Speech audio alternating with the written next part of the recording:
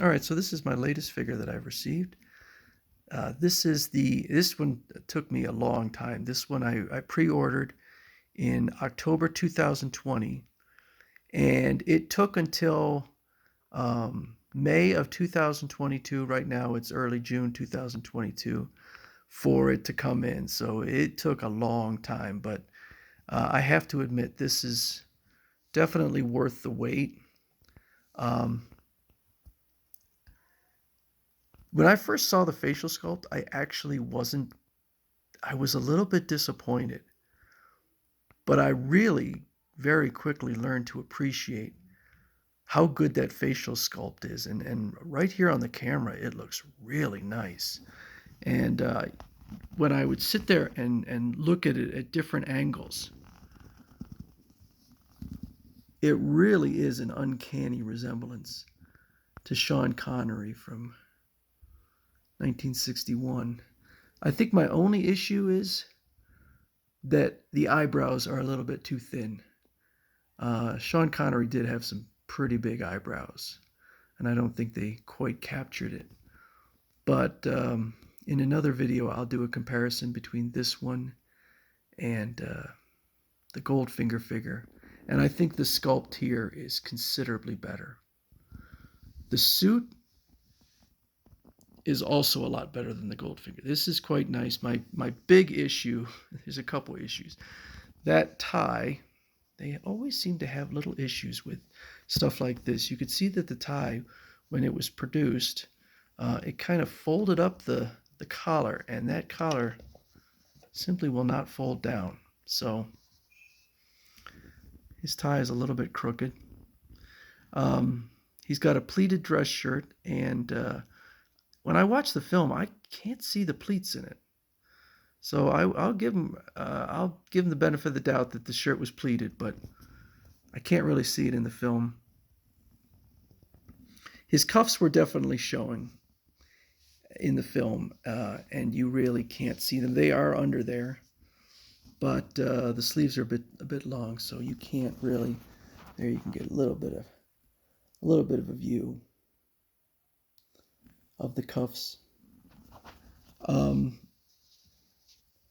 the jacket is held with magnets, and it works really well. It's very nice. So you can open up and then.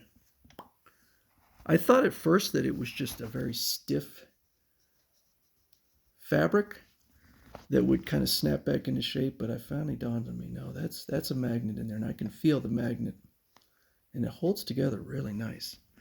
Now, when I was testing out the articulation, his left arm, the forearm became detached, and it was an absolute pain to get it back in, and I eventually did have to remove his jacket. So his jacket is removable. I would not ever suggest trying to remove the dress shirt. You could feel right here in there, it's kind of metallic. So I'm not sure what they were going for. Maybe it is removable, but um, I didn't spend all that money on the figure just to damage it, so I'll never remove that. Unless there is an absolute necessity, I will never remove the jacket, nor the pants. The shoes are not removable. Always my biggest problem with the BCS, the Big Chief Studio figures, is in the feet. One of the problems is that the feet will turn easily. I only got one hand, but they will turn 360 degrees, and that's pretty weak. And speaking of weak, these are some really weak ankles. They will. This figure will not stand on its own, and it's kind of surprising. And it's pretty much the way with all the BCS figures. They've all got terrible ankle articulation. And so this figure was $250. That's the MSRP. Um, if right now they are still available. I bought mine from Big Bad Toy Store, which I do not get any money from. I just tend to buy my figures from there. I buy them from there because sometimes they're cheaper than Amazon, and I have better luck with the packaging. Um, but sometimes I do buy from Amazon, depending on if they have a significantly better price. I'm assuming that this figure is probably a repurposed body. They added padding in the shoulders, and I think that was a really good decision. They did not do that on the Goldfinger figure, and his chest is way too narrow for Sean Connery. Uh, there's a lot of extras, but I'm not really going to show them. The one that I did put on here was his Rolex watch, so that's really neat. The articulation in general, I've never been impressed with the BCS. In fact, I generally am never impressed with any 1/6 scale figure, particularly uh, what is it? Hot Toys, which are generally more like soft statues than articulated figures because the articulation is so bad. The quantum mechanics, my Star Wars figures actually are not that bad, but nothing special. For whatever reason, my 112 figures have much better articulation.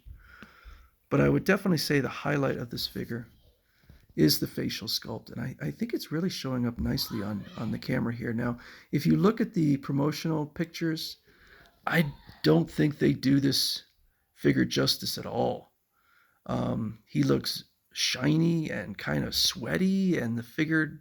Now, those promotional pictures came out, gosh, when I pre-ordered in 2020, late 2020, but I think they've been around longer than that. So it's entirely possible that that was not the final sculpt, um, because I think the face looks much better than in the promotional pics, and you could see from all sorts of different angles. It really looks like Sean Connery. One of the things that I did was I compared it to what the Madame Tussauds, um, Sean Connery, James Bond, and this looks much better. So if you want to compare it to one that I think is generally considered, Madame Tussauds, I think is generally considered as doing some pretty exceptional uh, reproductions, but I think this looks considerably better. Overall, I think this is one of the best James Bond Big Chief Studio figures. I was disappointed with the elbow because it was such a pain that now I'm gun shy about articulating the figure at all because I just don't feel like trying to put that arm back in. Um, and I generally pose them. I just pose them in a neutral stance. I don't do anything special. There's, like I said, there's all sorts of different gimmicks. It's got the Walther PPK, and it's got his original gun, and now the name is escaping me. What what he used at the very well when M took his gun away from him, his original, and replaced it with a Walther PPK. Um, and there's cards, and there's all sorts of stuff related to playing cards. So overall, I'll give this one high marks because even if the articulation is not great, he just stands on a shelf. So I really don't care. It's not that big a deal unless it's an absolute disaster. I wish for $250 it would be better, but it is what it is. And like I said, I never really see. I mean, I've read or watched reviews of Hot Toys, and they don't even talk about the articulation because it's. I think that for a lot of these figures, they don't even want to articulate them because you spend so much money on them, you don't want to risk damaging them. So they just kind of look very nice on a shelf, and that's where he'll sit on a shelf. This does light up, but I didn't put batteries in, so I can't demonstrate that. But in another video, I'm going to compare this to the Goldfinger figure, and I'll show that, at least in my opinion, I think this is a significantly better figure than the Goldfinger figure for a lot of different reasons.